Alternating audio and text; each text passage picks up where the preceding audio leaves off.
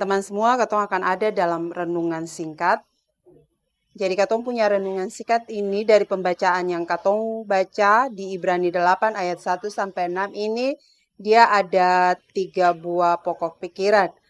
Yang pertama, di dalam perjanjian lama, imam besar atau imam agung, dia adalah jabatan imam yang paling tinggi di dalam agama Yahudi, yang berkaitan dengan ibadah-ibadah orang Israel.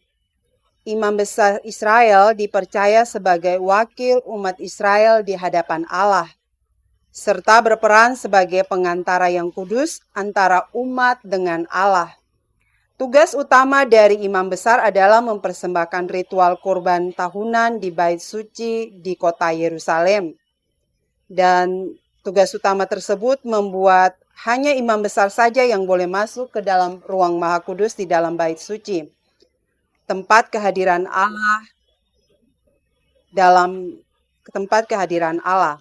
di dalam akan ruang Maha Suci tersebut. Sedangkan di dalam perjanjian baru, yang tadi katong baca, imam besar itu ditujukan kepada Yesus Kristus. Bahkan dia disebut sebagai imam besar agung. Itu bisa nanti katong baca di dalam Ibrani 4 ayat 14.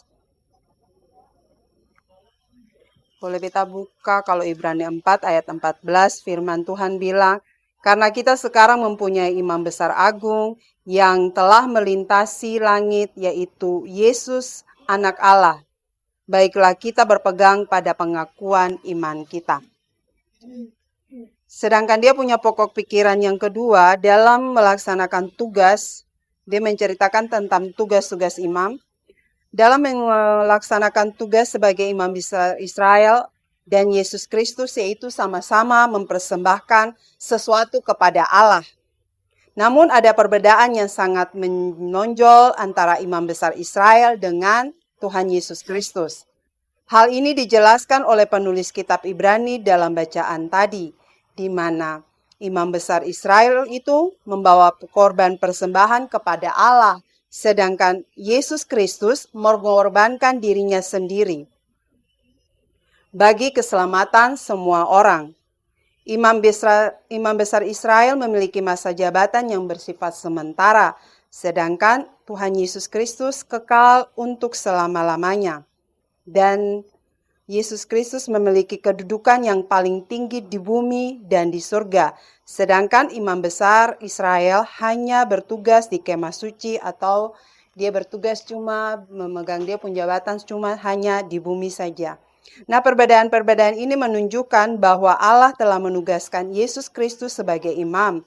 Tugasnya lebih jauh, penting, lebih besar daripada tugas imam-imam lainnya. Tugasnya itu karena Yesus Kristus adalah anak Allah yang menggenapkan janji Allah melalui Nabi Musa kepada manusia. Jadi teman-teman semua, beta sendiri dari renungan ini, beta belajar bahwa ternyata Nabi dan imam itu dia punya tugas, dia punya ini beda. Kalau Nabi itu dengar dari atas, jadi sama-sama perantara. Tapi kalau Nabi itu dia dengar dari Tuhan dari atas, baru dia sampaikan kepada umat.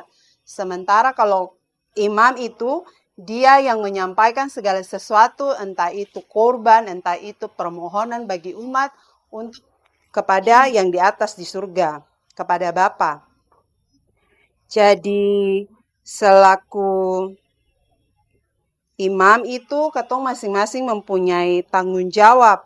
Kalau katong pengasuh yang sudah berkeluarga, katong jadi imam dalam katong keluarga, berarti katong membawa katong punya kehidupan keluarga sebagai orang tua yang sudah dikaruniai tanggung jawab sebagai orang tua, dikaruniai anak-anak, berarti katong membawa katong pun kehidupan anak-anak beserta katong pun kehidupan keluarga itu katong membawa dalam doa kepada Tuhan.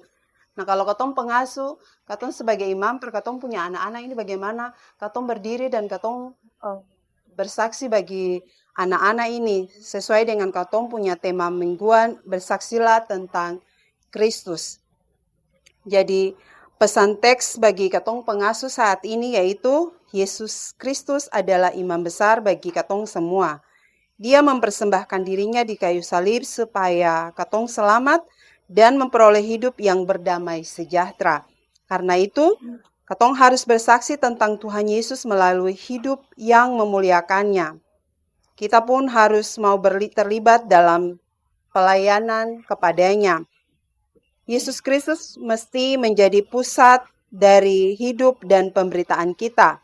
Jadi contoh misalnya melayani sebagai pengasuh, bukan cuma katong percari nama, bukan cuma karena katong punya kepentingan sendiri, bukan cuma katong memperkaya diri, dan sebagainya. Jadi motivasi katong melayani di pengasuh ini jelas bahwa memang betul-betul katong mau memuliakan Tuhan, katong mau bersaksi tentang Tuhan buat katong punya anak-anak ini yang Tuhan percayakan dalam katong punya wadah pelayanan pengasuh ini.